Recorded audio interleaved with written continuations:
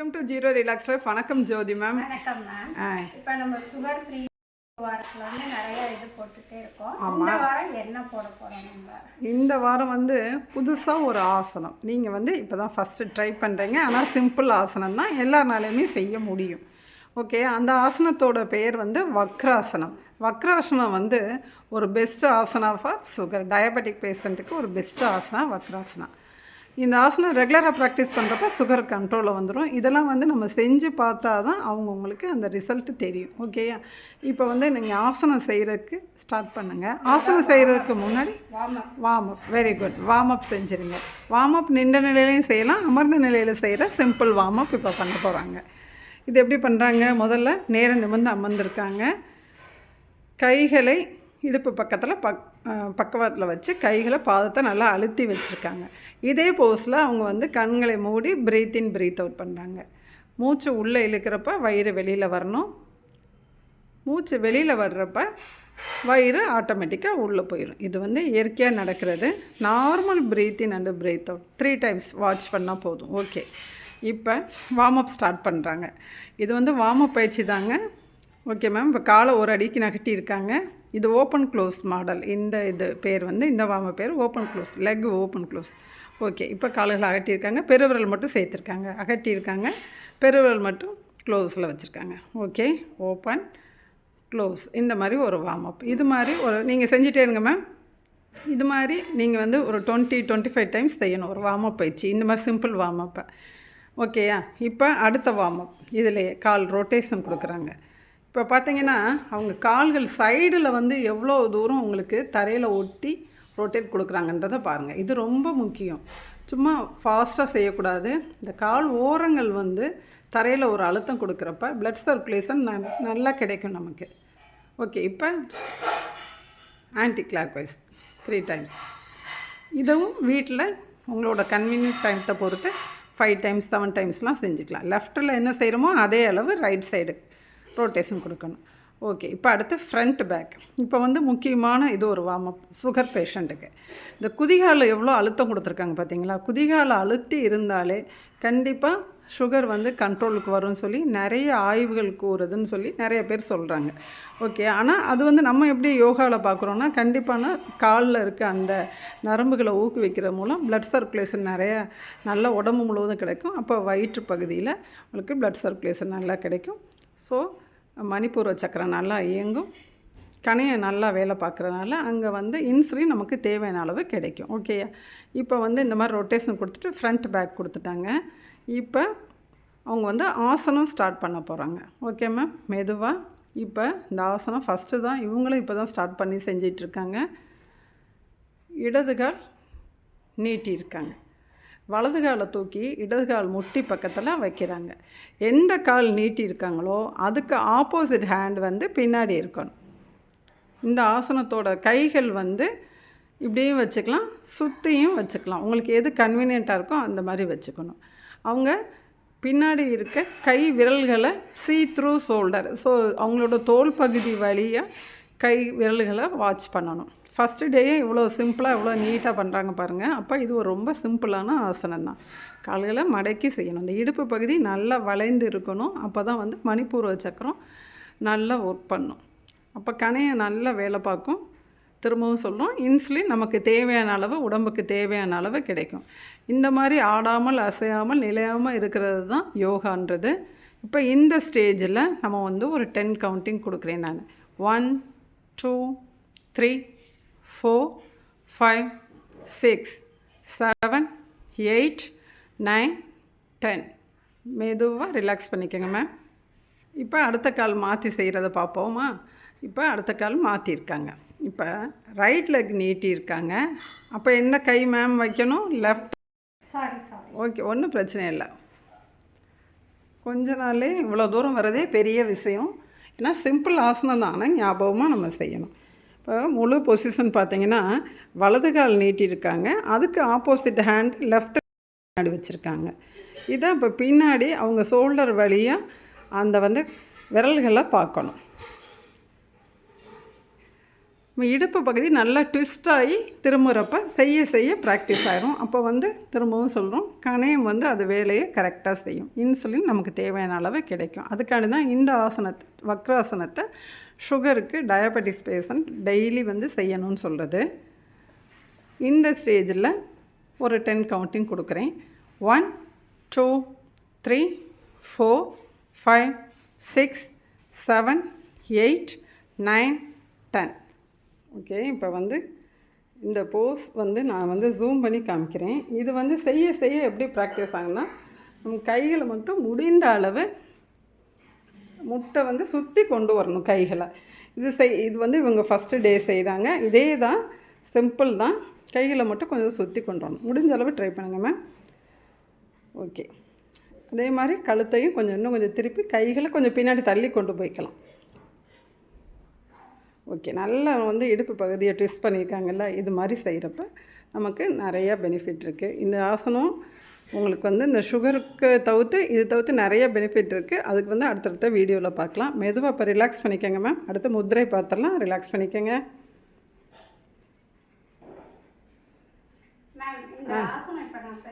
ஆமாம், வக்ராசனம். வைக்க முடியாதவங்க ஓகே, இதே ஆசனத்தை வைக்க முடியாதவங்க, காலை தூக்கி ட்விஸ்ட், அதாவது கால் மேலே வச்சு செய்ய முடியாதவங்க சிம்பிளாக செய்யலாம். இப்போ அதே ஆசனம் செய்யுங்க மேம். இப்போ எந்த கால் நீட்ட போகிறீங்க? ஓகே, இப்போ நீங்கள் முதல்ல என்ன செஞ்சீங்க? காலை தூக்கி ஒரு தடவை வச்சு மட்டும் காமிங்க. இல்லை, காலையில் இப்போ அப்படி வச்சிங்க. அது நிறைய பேரால் வைக்க முடியாது. ஸோ அப்படி வைக்க வேண்டாம். காலையில் பக்கத்துலேயே வச்சுருங்க. பக்கத்துலேயே வச்சுக்கலாம். நல்லா முட்டு ஊனி வைக்கணும். ஆனால் அதே தான், ஆப்போசிட் லெக்கோட ஆப்போசிட் ஹேண்டு தான் நம்ம மாற்றி பிடிக்கணும். கைகளை இதே மாதிரி பிடிச்சிக்கணும். இந்த ஸ்டேஜில் இதுலேயும் கூட நான் ஒரு 6 கவுண்டிங் கொடுக்குறேன். 1 2 3 4 5 6. ஓகே, இப்போ அடுத்த கால். வலது காலை நீட்டியிருக்காங்க. பக்கத்துலேயே கால்களை வச்சுருக்காங்க. காலை மேலே தூக்கி சில பேர்னால் வைக்க முடியாது, முட்டு வலியும் இருக்கும் சில பேருக்கு. அவங்களாம் அப்படி பக்கத்துலேயே வச்சு செஞ்சுக்கலாம். இதில் ஒரு 6 கவுண்டிங். 1 2 3 4 5 6. நமக்கு தேவை அந்த இடுப்பு வந்து நல்லா ட்விஸ்ட் ஆகி இருக்கும். இந்த வயிற்று பகுதி கிட்டக்க இடுப்பு பகுதியை சார்ந்து கொஞ்சம் திரும்பி இருக்கிறதுனால நமக்கு நிறைய பலம் கிடைக்கும். ஓகே மேம், ரிலாக்ஸ் பண்ணிக்கோங்க. முதிரை போயிடலாம். இப்போ என்ன முதிரை பார்க்க போகிறோம் அப்படின்னா, சுமண முதிரை பார்க்க போகிறோம். ஓகே, அது ரொம்ப சிம்பிள் முதிரை தான். நீங்கள் அதை செஞ்சு ப்ராக்டிஸில் இருக்கீங்க. ஓகே, ரிஸ்ட்டு சேர்ந்துருக்கணும். நேராக நிமிர்ந்து அமர்ந்திருக்காங்க. முதிரையோட ப்ரொசீஜர் நம்ம நிறையா வீடியோவில் கொடுத்துருக்கோம். அவங்க எண்ணத்தால் அவங்க ப்ரீத் வாட்ச் பண்ணுறாங்க. இப்போ கை விரல்களையும் சேர்த்துக்கிறாங்க. ஜூம் பண்ணி காமிக்கிறேன். கைகள் வந்து வயிற்று பகுதியில் இருக்கணும். மணிப்பூர்வ சக்கரம் வயிற்று பகுதியில் இருக்கணும். இன்னும் கொஞ்சம் கூட கீழே இறக்கிக்கலாம் மேம். ரிஸ்ட்டு வந்து வயிற்று பகுதியில் இருந்தால் நல்லது. செய்ய செய்ய உங்களுக்கு ப்ராக்டிஸ் ஆயிரும். ஜூம் பண்ணி காமிக்கிறேன். விரல்கள் வந்து சேர்ந்து இருக்கணும். இந்த கட்டை விரல் வந்து ஆள்காட்டி விரலை ஒட்டி இருக்க வேண்டும். இந்த ரிஸ்ட்டு சேர்ந்து இருக்கணும். உங்களுக்கு கொஞ்சம் கேப்பு வருது. விரல் சேர்ந்து, ரிஸ்ட்டும் சேர்ந்து, விரலும் சேர்ந்து இருக்கணும். ஆனால் வயிற்று பகுதியில் வச்சுருக்கணும். கண்களை மூடி ப்ரீத் வாட்ச் பண்ணணும். யூஷுவல் ப்ரொசீஜர் எல்லாருக்குமே நம்ம வீடியோவில் நிறைய போட்டுட்ருக்கோம். ஒரு எண்ணத்தால் உங்களோட ப்ரீத் வாட்ச் பண்ணுறாங்க. மற்றொரு எண்ணத்தால் இந்த கை விரல்கள் பின்னாடி திருப்பி செய்கிறாங்களா, இது கொஞ்சம் சிரமமாக தான் இருக்கும். ஏன்னா வந்து கணையை சிறப்பாக இயங்குறதுக்கு இந்த முத்ரா வந்து அவ்வளோ ஹெல்ப் பண்ணும்.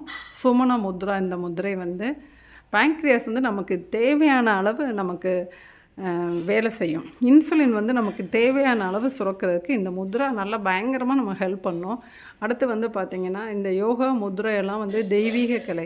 இதை நம்பிக்கையோட ஒரு 21 நாள்லேருந்து 48 நாள் நம்ம செய்கிறப்ப, இந்த சிம்பிள் ஆசனம், இந்த சிம்பிள் முத்ரா இதெல்லாம் செய்கிறப்ப உங்களுக்கு வந்து நம்பிக்கையாக அதுக்குண்டான பலன் கிடைக்கும்.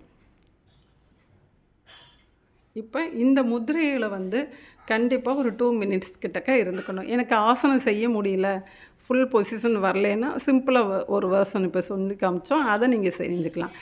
எனக்கு அதுவும் அந்த மாதிரிலாம் செய்ய முடியாது, கீழே உட்காந்துன்னு சொல்கிறவங்க முதிரைகளை செஞ்சுக்கலாம். முதிரைகளை மட்டும் கூட செஞ்சுக்கலாம், சேரில் அமர்ந்தே கூட செஞ்சுக்கலாம். ஆனால் சாப்பிட்றதுக்கு முன்னாடி செய்யணும். சாப்பிட்ருந்தா 1.5 மணி நேரம் கழித்து முதிரை செஞ்சுக்கலாம். யோகாவோடு சேர்த்து செய்கிறப்ப 2.5 hours வச்சு கேப்பு வேணும். 2.5 மணி நேரம் கேப் விட்டு தான் இந்த யோகா பயிற்சிகளை செய்யணும். சாப்பிட்டு இருந்தால் சாப்பிட்றதுக்கு முன்னாடினா ஜஸ்ட் ஒரு 1/2 hourக்கு முன்னாடி செஞ்சிடலாம். மொத்தமாக இந்த பயிற்சிகளை பண்ணிடலாம். இப்போ மெதுவாக கைகளை ரிலாக்ஸ் பண்ணிக்கோங்க மேம். ரிலாக்ஸ் பண்ணி கண்களை மூடி ப்ரீத் வாட்ச் பண்ணிக்கோங்க.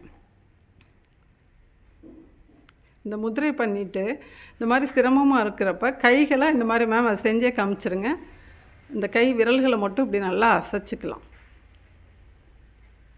அப்படி அசைக்கிறப்ப ப்ளட் சர்க்குலேஷன் நல்லா கிடைக்கும். ஒவ்வொரு விரலாகவும் அசைச்சிக்கலாம். நமக்கு 2 விரல் 1 விரல் நம்ம விரல்களுக்கு நம்ம தேவையான அளவு அசைக்கிறப்ப அந்த முதிரை இந்த மாதிரி முதிரைகள் செய்கிறப்ப உங்களுக்கு தொடர்ந்து 4 முதிரைகள் செய்கிறதா இருந்தால் இந்த மாதிரி நடுவில் கைகளுக்கு ஒரு அசைவு கொடுத்துக்கிட்டா அந்த ஒரு பெயின் இருக்காது. மற்றபடிக்கு முதிரை செய்கிறதுனால பெயின் வருமானு கேட்டால் இல்லை. ஆனால் நம்ம புதுசாக ஒரு முதிரை நம்ம தொடர்ந்து 4-5 முதிரைகள் செய்கிறப்ப கைகளுக்கு புதுசாக கொஞ்சம் சிரமமாக இருக்கிற மாதிரி தோணும். அதுவும் செய்ய செய்ய ப்ராக்டிஸ் ஆயிரும். ஓகே மேம், மெதுவாக ரிலாக்ஸ் பண்ணிக்கோங்க. அடுத்து எதுவும் டவுட் இருக்கா? என்னமோ யோசிக்கிறீங்க, இன்னும் கொஸ்டின் இருக்கா பழையபடி? என்ன இருக்குது? அதாவது மாத்திரை சாப்பிட்டுட்டே இந்த மாதிரி இதெல்லாம் செய்யலாமா? யோகா முத்ராஸ் இதெல்லாம் செய்யலாமா? கண்டிப்பாக நீங்கள் சட்டுன்னு இப்போ நம்ம சொல்கிறோம் இந்த யோகா முதிரைலாம் பண்ணால் சுகர் குறையும், நீங்கள் இதெல்லாம் செய்யுங்கன்னு நம்ம சொன்னாலும் யாரும் உடனே செய்ய முடியாது. நம்பிக்கை வராதுன்னு இல்லை. இப்போ யோகா பற்றின அவேர்னஸ் நிறையா இருக்குது. நம்ம நாடுன்னு இல்லை, வெளிநாட்டில் முதற்கொண்டு யோகா முத்ரா பற்றி அவேர்னஸ் நிறையா இருக்குது. நம்மளோட தெய்வீக கலை இந்த யோகாவை வெளிநாட்டில் இருக்கவங்க நிறைய செய்கிறாங்க. நம்ம நாட்டிலையும் நிறையா செய்ய குழந்தைகள்லேருந்து ஸ்கூல்லலாம் நிறையா வருது. ஆனால் நீங்கள் டேப்லெட் ஒரு பக்கம் எடுத்துக்கிட்டாலும் இந்த யோகா முதிரையை ரெகுலராக நம்ம டெய்லி தினந்தோறும் செய்யணும். நமக்கு தேவைப்பட்ட பயிற்சிகளை காலையிலையும் நைட்டும் 2 தடவை செய்யணும். டைம் இல்லைன்றவங்க 1 தடவை யோகாவும் முத்ராவும் செய்யணும்.